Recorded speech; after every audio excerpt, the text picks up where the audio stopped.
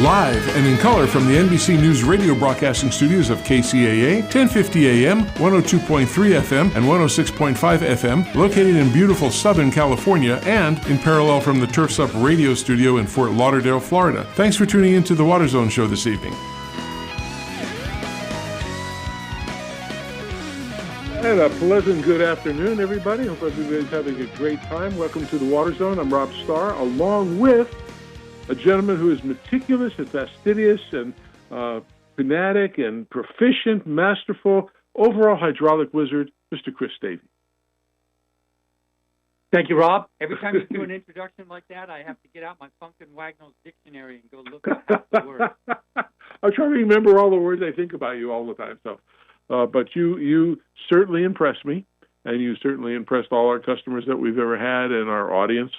And besides from that, the most important thing, you're a good friend and you make me laugh a lot. So I appreciate that. And laughing, the doctor says, keeps you happy and healthy. So thank you very much for that. Right back at you, Rob. But I thought you told me I should keep my day job. My jokes weren't really good. So I got a question on that. Anyhow, I want to bring in Miss Chris Austin in California as well. Chris, Miss Austin, how you doing? Hey, I'm doing pretty good. How y'all doing? We'd be fine. How's everything up in the middle of the country in California? Yeah, not quite the middle of the country, but yeah. Well, in California it is. Yeah, we had a couple of hot days. Even had to turn on the air conditioner, and today it kind of cooled off, and we've actually had a little bit of rain. Not a lot, just enough to to make our cars all dirty. Although not like in LA when you get a little bit of rain and there's not nearly as much dirt in the air here. But yeah, it's kind of a cool day. Very nice up here. It was reached 100 yesterday here in Arizona. It's around 80 something now. Sunshine, beautiful weather. Mr. Davey, how do you see it up there in Claremont? Southern California has yet to discover that it is mid-spring, buddy. It is. It got maybe 62 today down here, and we had a drizzly, wet, sort of overcast, gloomy, gray morning.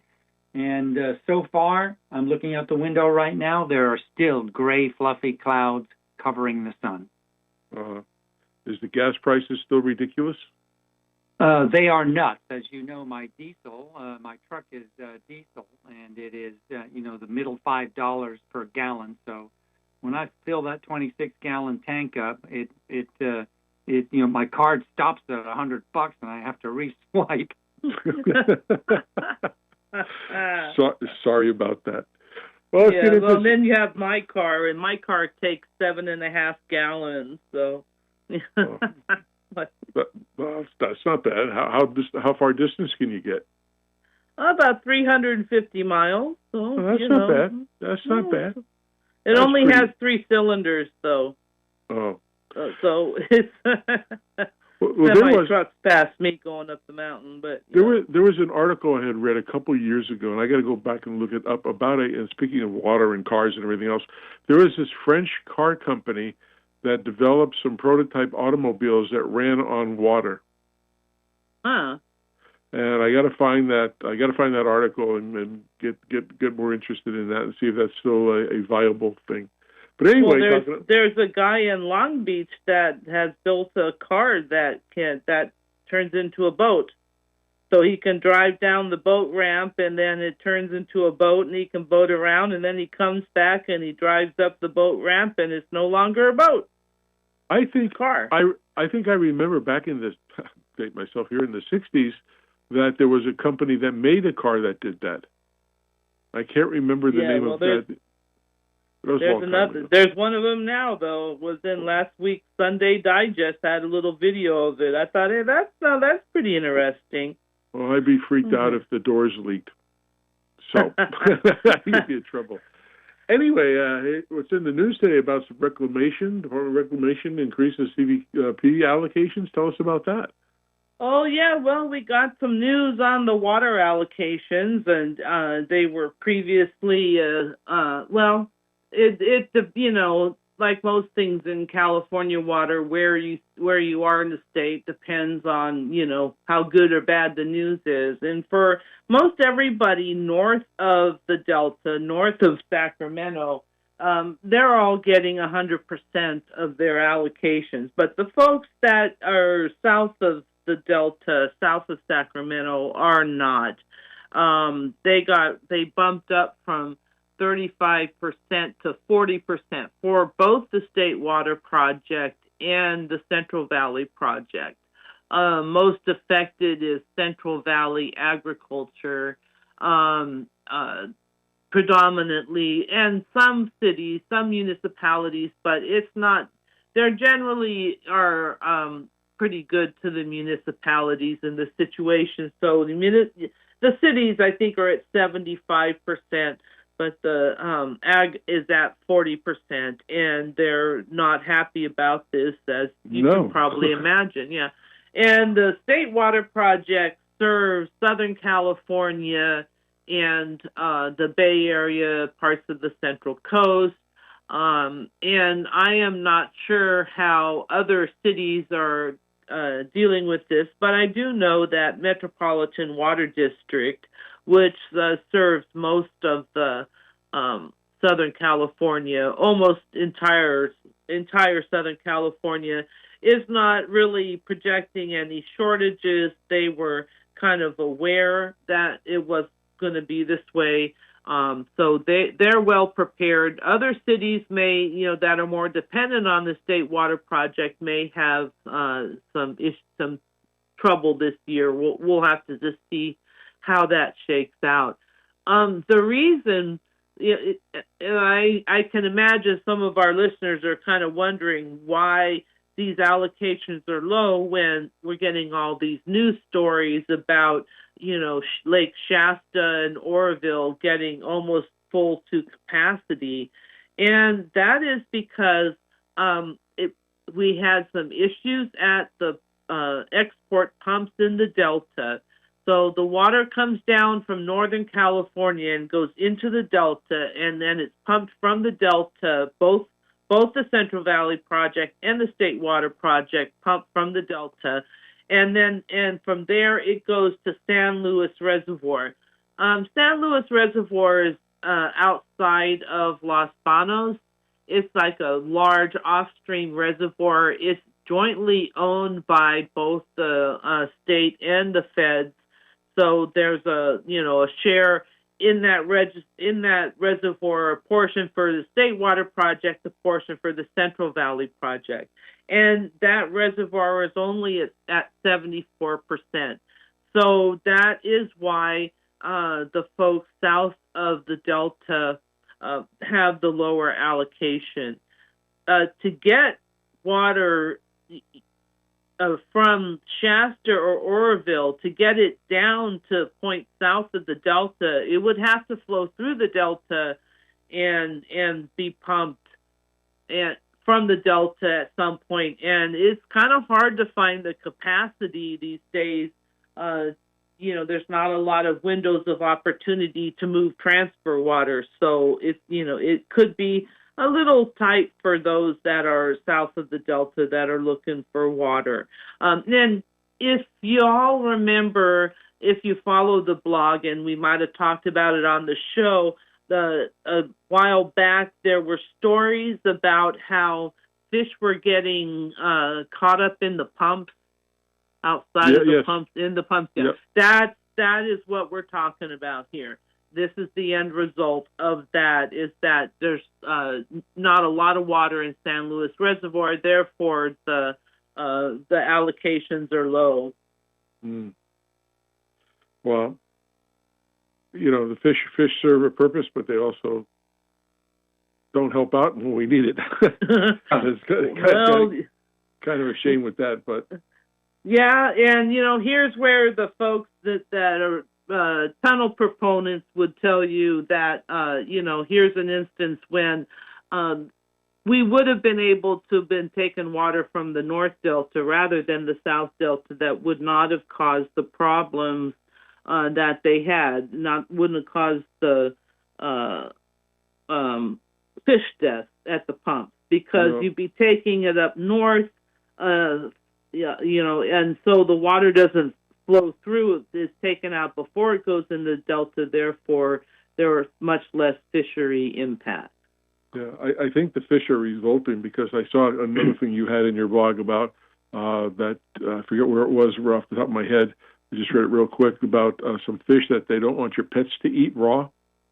Oh, yeah. Well, that's a good story to talk about briefly. Yeah, the salmon come up the rivers and they spawn and they die, and so at various times of the year when the salmon are coming up, you could be walking along the American River in Sacramento, and there are dead salmon, there in the water. You can actually see the salmon coming up.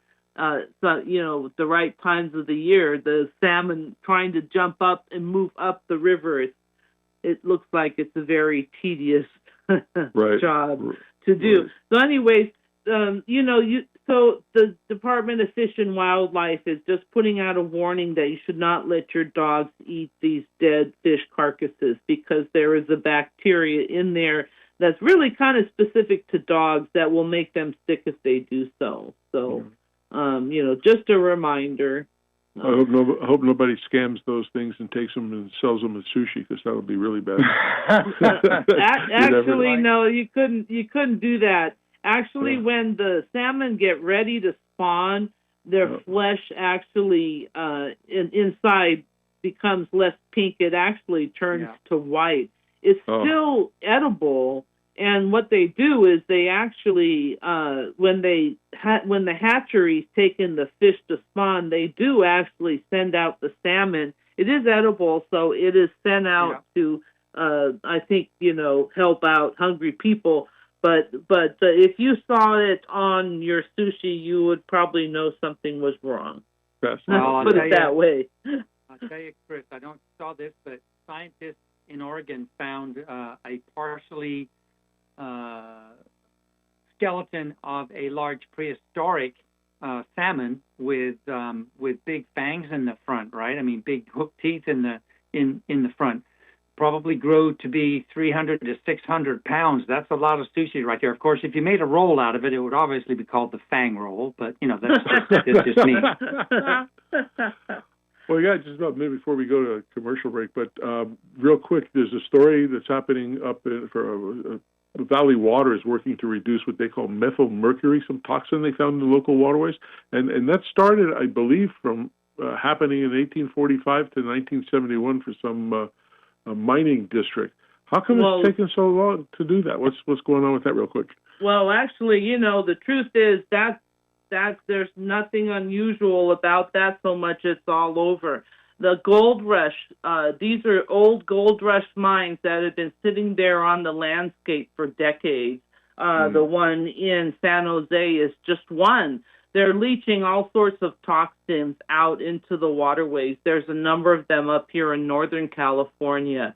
And we know about these. We declare them as Superfund sites. It's very expensive to clean up, and hence it has not been cleaned up. But yet, yes, here in 2024, we are still impacted by things that happened in the gold rush. Wow. And will continue to be so for as far as I can see. Amazing. Well, Chris, I understand you're going to be traveling next week, so we're probably not going to hear you on the show, maybe for the next 2 weeks.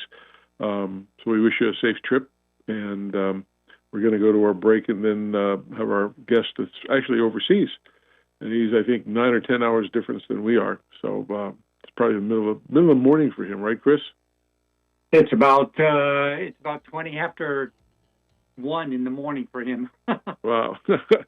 So anyway, Chris, you travel safe, and people, please go to mavensnotebook.com, become a subscriber, and you get stuff every single morning, and it gives you all this information, really good articles, stories that you'd never find anywhere else. And you can also become a sponsor of that. And Chris and I are both that, and we support her, and we want to make sure she's doing her job. I don't know how she does it every single night. I do not know. I think she has little elves she's hired to do the typing. I don't know, or you have more hands that we can see with all the typing you must do. But Chris, thank you very much. We do appreciate it, and we will talk to you hopefully in the next 2 weeks. All right. See you later. Good evening, everyone. Good evening. Chris. All right, we're going to take a little break, and we'll be back with our featured guest, so stick around, and we'll be back.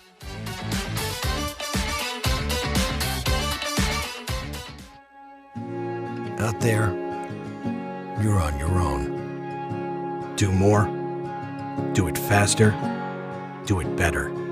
The work is tough, and building an experienced team is even tougher. The moment you've got the game figured out, everything changes. It's hard to know where you stand. But in here, you'll find your footing.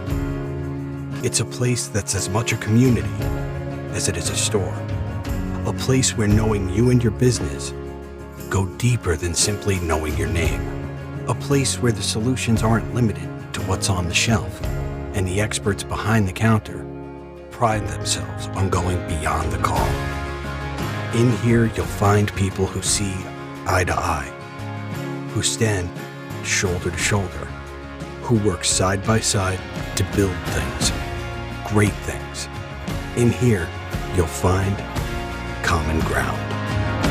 We are Site One, stronger together.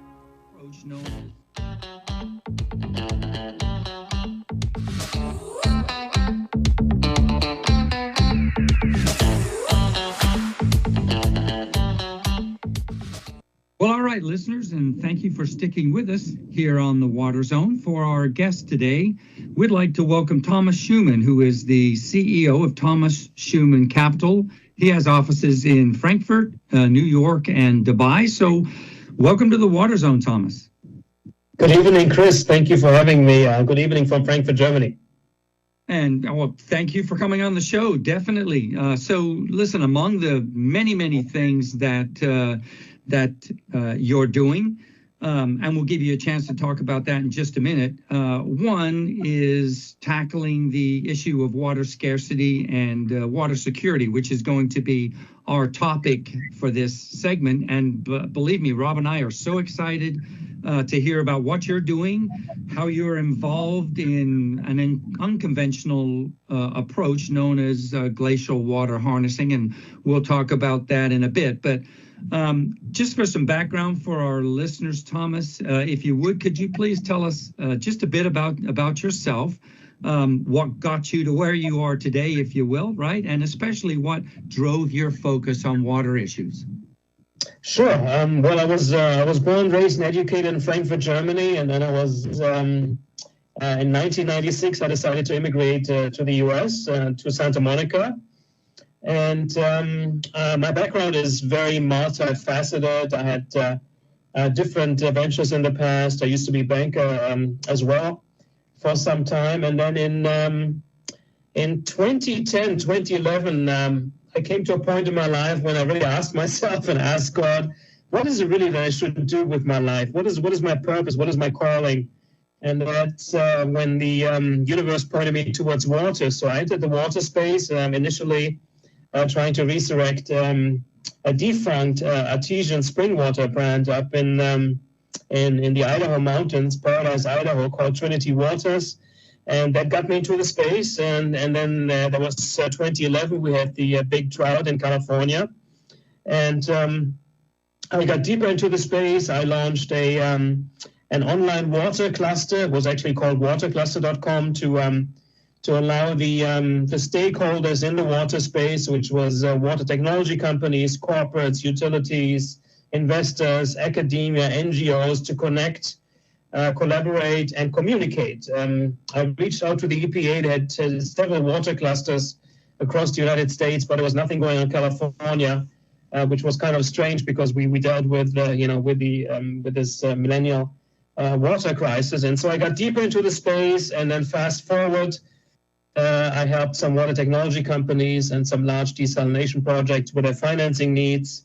And in 2017, I started to develop the first benchmark index family, equity index family, to allow global capital markets to quantify and qualify water risk and equity. So basically, we took the Euro Stoxx 50, we took the S&P 500, and we looked at all the companies, all the corporates, and we developed a methodology to understand which companies are good water stewards and which companies still have to step up their water stewardship. So that's what I'm still doing in the capital markets arena. We're also launching an ETF out of the UK this year that's going to track the index, a global index. And then on the more tangible, you could say, private market side, I started Project Greenland 4 years ago, and that's to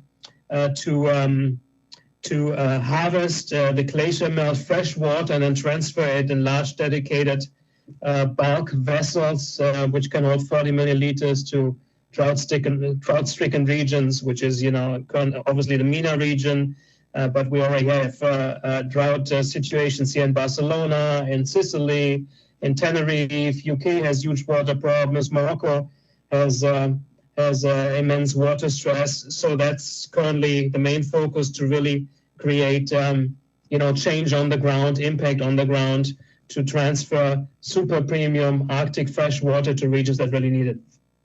And I'm doing that overall. The overall focus is obviously SDG 6. Probably, most of your listeners have heard about the Agenda 2030. These are the 17 United Nations Sustainable Development Goals, and SDG 6 is completely focused on providing access to clean water and sanitation. And I personally believe that SDG 6 is the foundation of all the other remaining 11 SDGs, because water is life.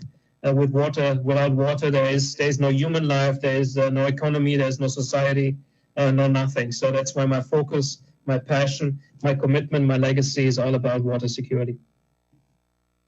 Well, that was a great story, for sure. A lot going on there, and great direction on what brought you to where you're doing, to what you're doing today. Let's jump kind of right into the water scarcity issue, if you will, right? And you and I have had a conversation or an email before about how we both saw how water was, kind of like the occasional news story in the past, where today water is the news, right? And one thing that you said at that time. Yeah, exactly, Thomas. And one thing you said at that time is water is the one permanent asset in the world. So from your viewpoint, can you kind of tell our listeners a little bit about what water scarcity is? You said a little bit of it in your introduction there, but where it stands today, and kind of if we can take a look at water scarcity, which is the available water for basic needs like drinking and hygiene, and contrast that against water stress, which is how much fresh water we remove from available freshwater sources. I know that was a packed question, so I hope you were paying attention, Thomas. Yeah, sure. Chris, I assume that you've probably been longer in the water space than me. I've just, crossed the first decade. So I think it's all about the narrative. We have to be very careful when we speak about water scarcity, because water really doesn't change its volume. It just changes its form and its availability, right? So because of, climate change, we're dealing now with situations where there's too much water and there's too less water of it. So that's pretty much what it comes down to. But the underlying challenge is multifold. First of all, we never appreciated water. That's really something that we all have to look in the mirror. And we never respected, valued this single most precious resource that we are gifted with, as humans on the planet. And then there's obviously exponential population growth, and there's also the challenge that water has never been properly priced. So it's still mispriced, and that's also what we've been kind of like extracting. With the index that we created, it's just not priced properly. And why hasn't water been priced properly? That's always the big question we have to ask ourselves, because specifically in the Western Hemisphere, it's been taken for granted. It's a given. You turn on the faucet and water comes out, and people don't really think that there's a huge 600 billion industry, behind that makes that possible, right? I mean, their pipes, their valves, their utilities, their dams, their aquifers, their aqueducts. So, it's the challenge is still, with human behavior, and obviously, climate change doesn't help because the planet is heating up, and with the planet heating up, there's less water available, at the in the areas that we need it. And then just recently, as you've probably been aware as well, in the U.S., all of a sudden, the population is and stakeholders are becoming aware that the water in the U.S. is pretty much polluted through PFAS, through lead. The infrastructure in the United States is more than 100 years old. We have, according to the American Society of Civil Engineers, I think more than 1 trillion, that's with a T, water infrastructure financing gap. So all these different components are coming together to create that perfect storm where we quickly have to wake up to realize that the climate crisis is a water crisis. And again, back to the narrative of the mainstream media, the focus needs to be on water, not on climate. This is Rob. Welcome to the show, Tom. Hope everything's doing well in Frankfurt for you. Can we get into a little bit of a sense of urgency, like the UN conference and of the parties' climate summit? What do you see, and what's happening there with these issues? Because going back to what you had just said, about a decade ago here in the United States, most water agencies started looking at tiered rate billings.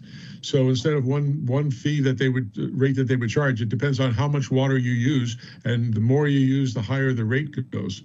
So maybe you can kind of move that into the sense of urgency and what people are doing around the world.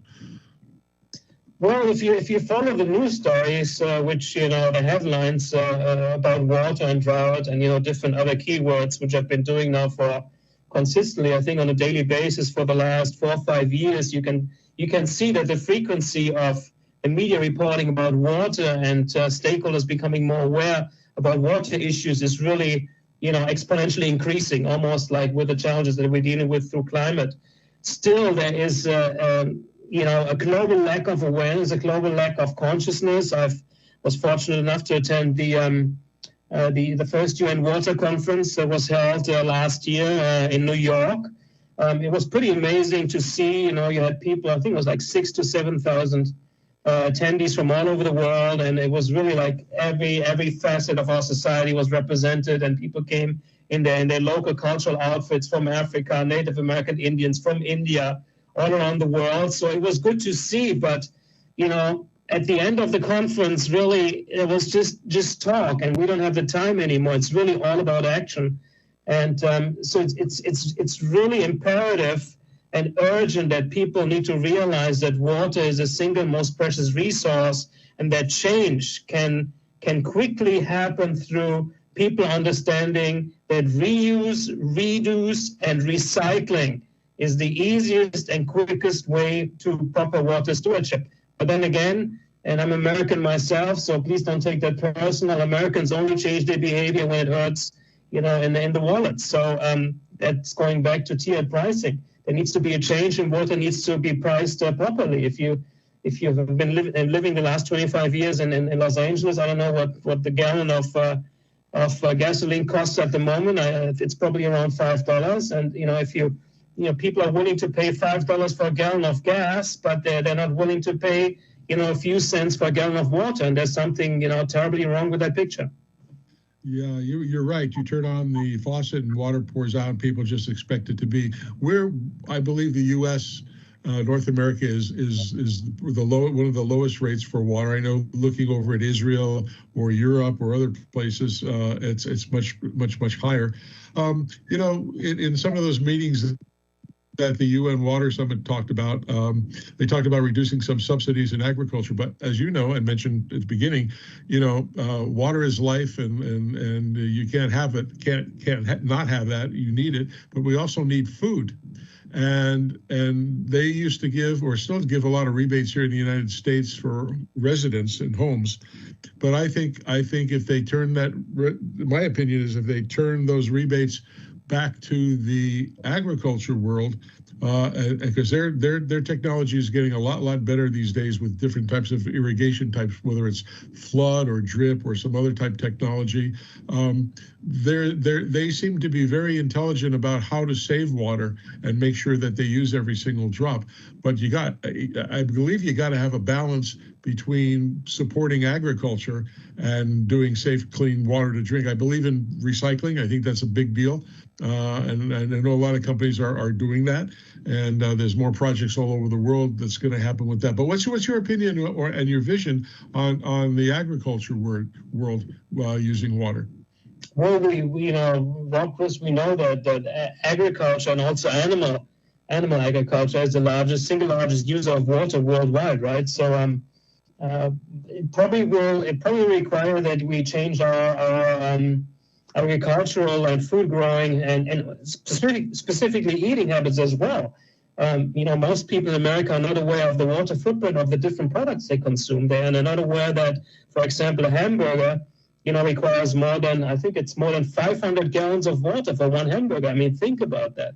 Yeah. So again, it comes back to ignorance. It comes back to lack of education. It comes down to convenience, and it's a human psychological situation where we as humans only change once we are under duress, under distress, under pain, suffering, and it all goes back to the good Benjamin Franklin, and he says, we know the worth of water, the value of water when the faucet runs dry, when the well is dry, right? So Unfortunately, I think it has to come to that point that people really change their behavior, and once behaviors are changed, I think then we can restart.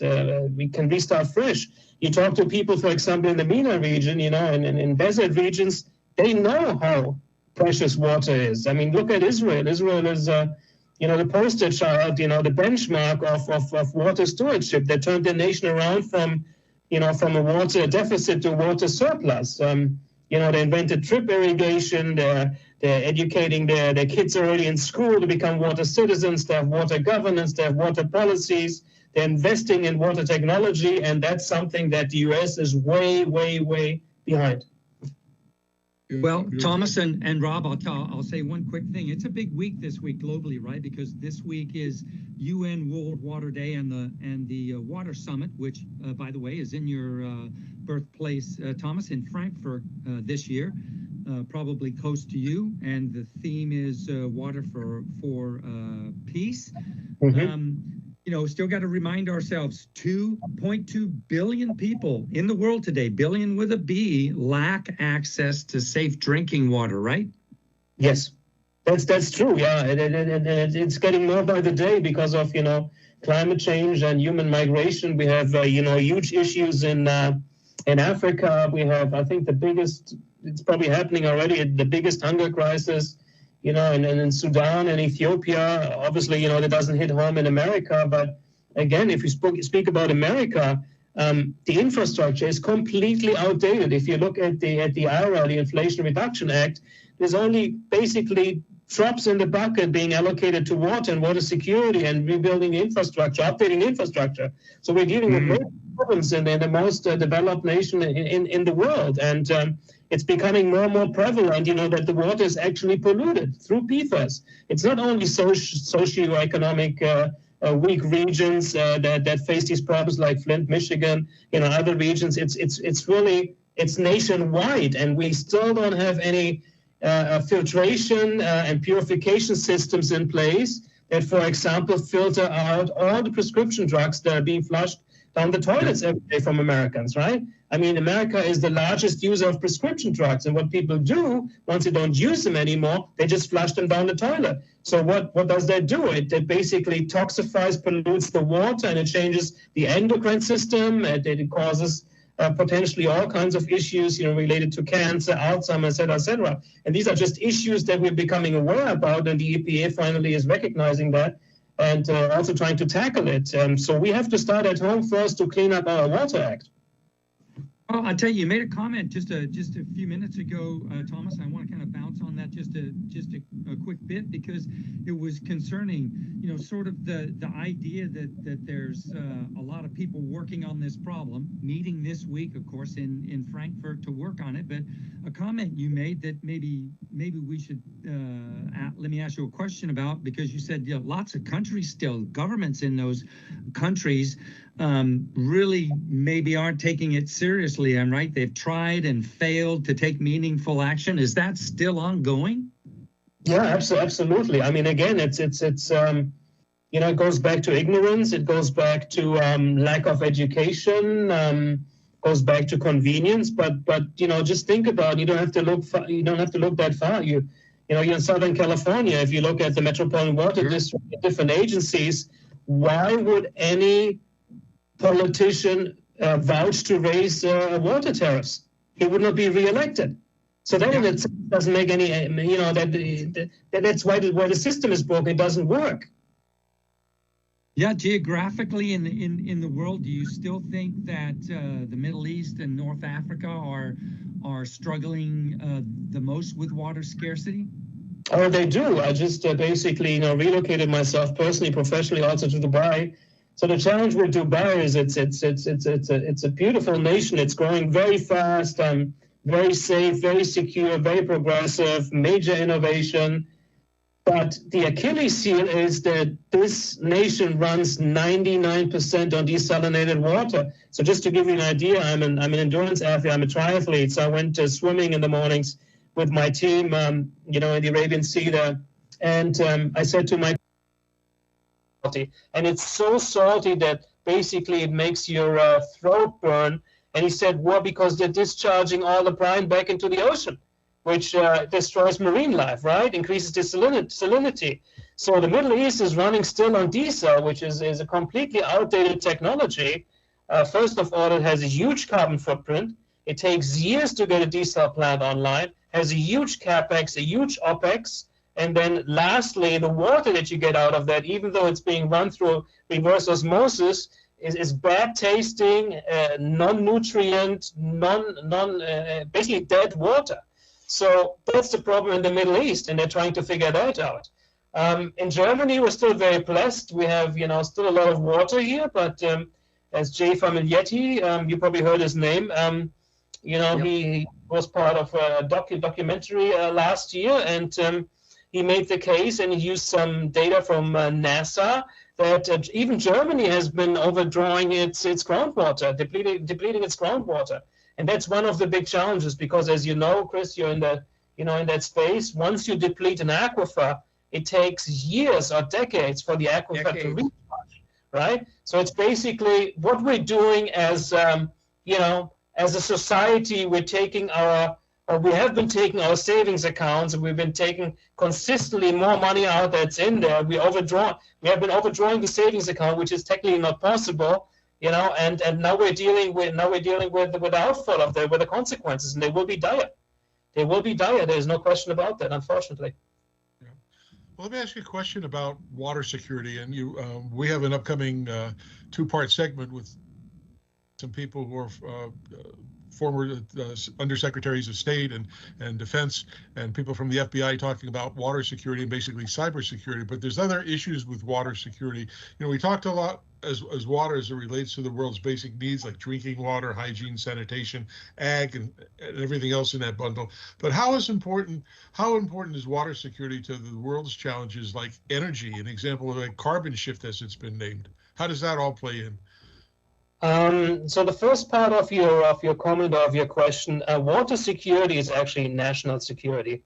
And Vice President Kamala Harris has, for the first time, I think it was in June of 2022, she announced the action plan on global water security, but really not much action has followed on that, unfortunately. So there are factions in the government that are aware that if the U.S. and also their allies and other nations don't get water security implemented, that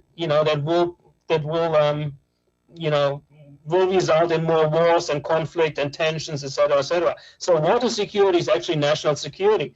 And then lately, if you've read the headlines as well, there have been some cyber attacks on U.S. water utilities. So that really should wake up Washington as well, and put it on the plan and put it on high alert. So it's really all about water that we really have to put a focus on. And again, I say it again, climate is water. The climate crisis is a water crisis. So we have to get our priorities right, and the mainstream media has to get their story right to really, elevate water as the top topic and theme and everything that's being reported and storied around climate. That's very, very important. Well, it's a two-part question here. First part is talking about maybe what Qatar and Kingdom of Saudi Arabia do, but what about because of the way the world has a lot of tensions? For example, let's take Israel for example, and in Russia. Israel sells water to their enemy right now. They sell it to up through the Iran and some other places. So there's lots of tensions going on. So as far as drinking water and hygiene and sanitation, that's all good, and we all need that.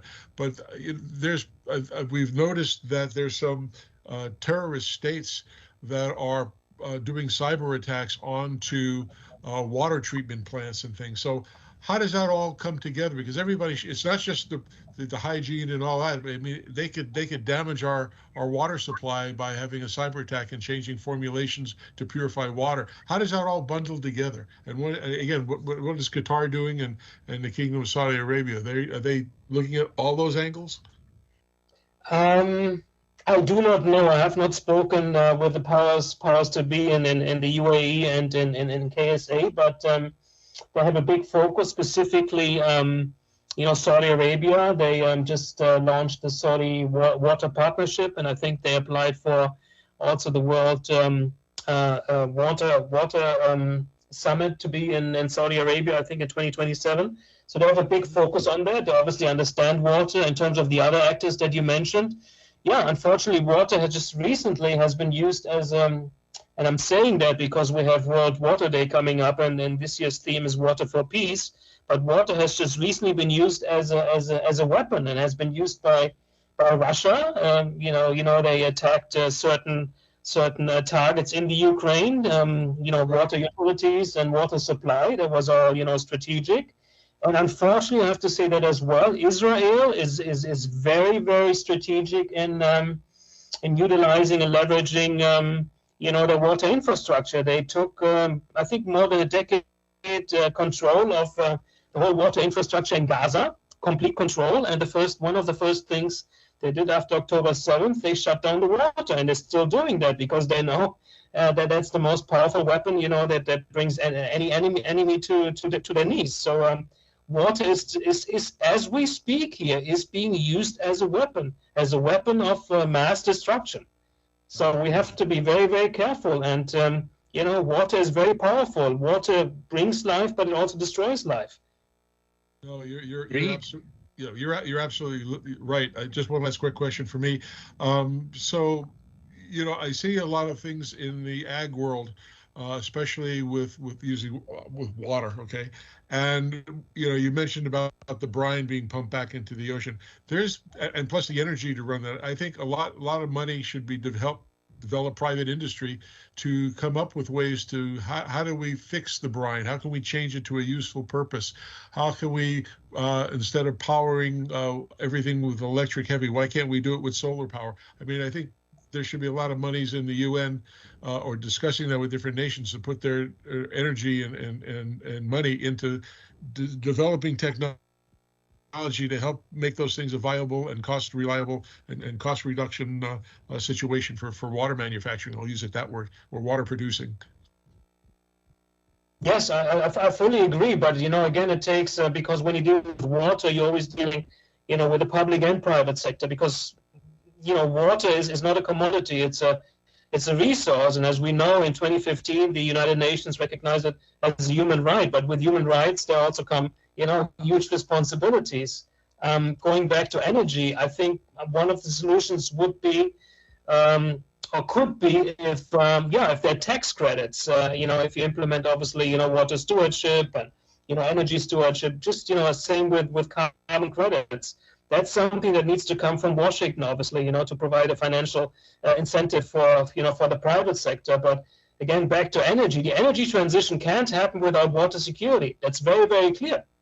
And we have to be very aware of that. The energy transition cannot happen without water security. So water security again comes first, to shift away from to renewables.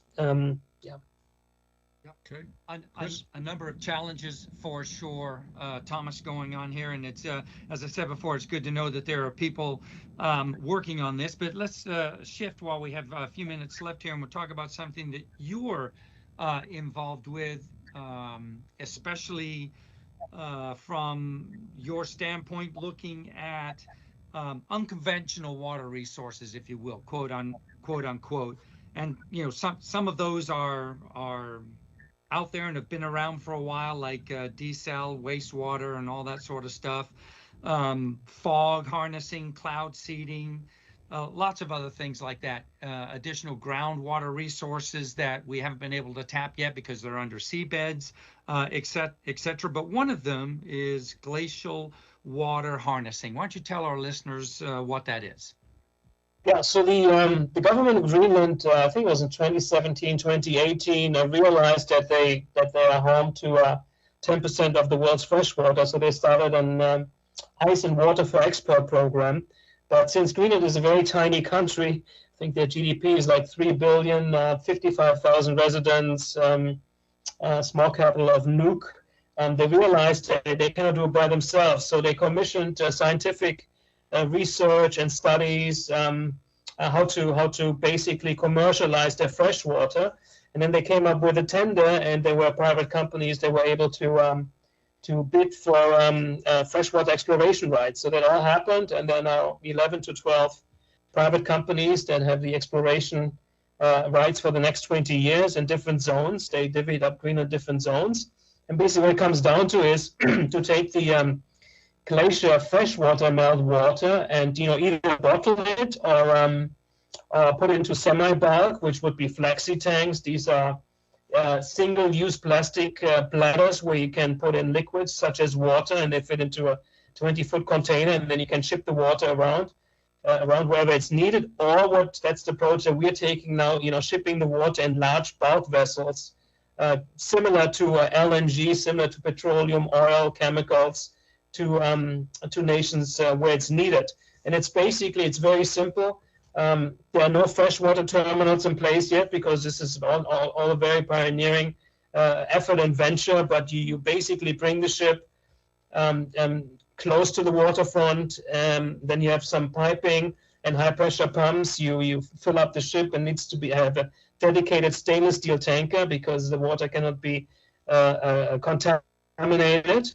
You basically pump the water in there and transfer the water from A to B. And currently, because of climate change, all this water is pretty much just melting every second into the oceans, causing sea level rise. But most importantly, this very precious water that is up to 100,000 years old is basically just becoming saline and forever unusable. So obviously, it would make sense to either create also storage facilities in Greenland or ship the water to other nations and have storage facilities there. And for example, Qatar is leading on that. It's the only nation in the world that has a so-called water security mega reservoirs. It gives them, the nation of Qatar, I think, a 7-day runway in terms of drinking water supply. So these are all solutions and possibilities to tap into unconventional water sources. Obviously, these UN experts that made that call upon nations to tap unconventional water resources, they're also pointing towards AWG, which is atmospheric water generation. Basically, you're taking the water out of the air. There are immense amounts of water. There are atmospheric rivers, actually, in the atmosphere, which carry huge amounts of water. So you can harvest the water from air. That's been done for thousands of years already. The Egyptians did that back in the days. They had certain devices where they took the mist overnight and funneled it through palm leaves into containers, and then in the mornings they had fresh water. There's rainwater harvesting when it rains, obviously making sure that the water doesn't run off into the oceans, which Los Angeles still has not figured out. There, as you said as well, Chris, there are under the ocean bed aquifers, but it's kind of like, solution of last resort. And also iceberg towing, which has been tried for the first time. It failed the first time a few years ago, but that's still a viable option as well. Yeah, let me point out something here, because there's a plus side of this, and I'd like you to describe for our listeners, if you will, about water quality when it comes to glacial water harnessing. I mean, this has got to be pristine water, Thomas, right? It is, yeah. And I actually just drank it yesterday. I have a few bottles here because the one licensee that we're partnering with now, they bottled the water in glass bottles and shipped it a few years ago. They ran into some challenges during COVID. There's also another company from Iceland, and the water is super pristine. It has a great taste. It's very mineral rich, and even the original source where it comes from has only minor little bacteria that can be easily filtered out. But again, this water has not been exposed to the industrial age, so it has no pollutants. It has no microplastics. That's a big thing too now that we're dealing with. Because we have plastics pretty much in anything and everything and in the oceans. So it's very, very pristine water, and you have that obviously in the northern hemisphere, in the Arctic, but you also have it in the Antarctica. Yeah, as you mentioned, Greenland. Are there any other sources? I mean, one's got to look at the globe and say there's got to be other places in the northern hemisphere and in the Arctic and Antarctic where this pristine water could be available. Well, it's most pristine, obviously, if it has been stored in ice for the longest. So that lends itself obviously to Alaska, where there's the Blue Lake. That's another project that we're pursuing, Project Alaska, to serve the Western Hemisphere down the West Coast. Mexico is having huge water problems, and over to Asia. But on the Greenland side, obviously, you have Canada to the north, you have Greenland, but you also have Iceland, and you have Norway. These are all kind of like the common regions where the water is easily accessible. The one prohibitive thing, but it is just what it is the transportation cost. When you move water from A to B, there's a certain transportation cost, which is equivalent, as moving anything else, if it's oil or if it's LNG or if it's, sneakers from China. And that's another issue that needs to be tackled by the global shipping industry. They need to pivot to renewables as well, either to wind or to solar, to bring the shipping costs down and also the carbon footprint. So that's at the moment, the necessary evil we're dealing with. But it's better to have so-called a little bit more expensive water than having no water. And currently, the average bottled global water price is somewhere around 55 cents. That's almost equal to oil, right? I mean, but you cannot drink oil, so and water is pretty much free, from the Arctic. So I mean, you can make your calculations. It's a very logic thing. Well, wow. I've got to tell you, what an awesome, what exciting, what a progressive topic. I mean, it's just been just a great 25 minutes or so. Thomas, if some of our listeners want to find out more, want to get some more information, where can they go? They just go to thomasschumanncapital.com or thomasschumann.com. There's also an email. We could have a 3-hour conversation on this topic. It's awesome, and maybe you'll bless us with coming back in a couple of weeks and giving some more information on some of these projects that you're doing. I would love to, and we're currently looking at doing the maiden voyage of the first ever bulk transfer of Arctic Greenland freshwater in May. So that might be a good occasion. Then we have a successful proof of concept, and then obviously the vision is, as Willem Buter said it in 2011, he was the former Citibank top economist. His vision was he sees fleets actually of water tankers that will draw, the global trade of oil and anything else. And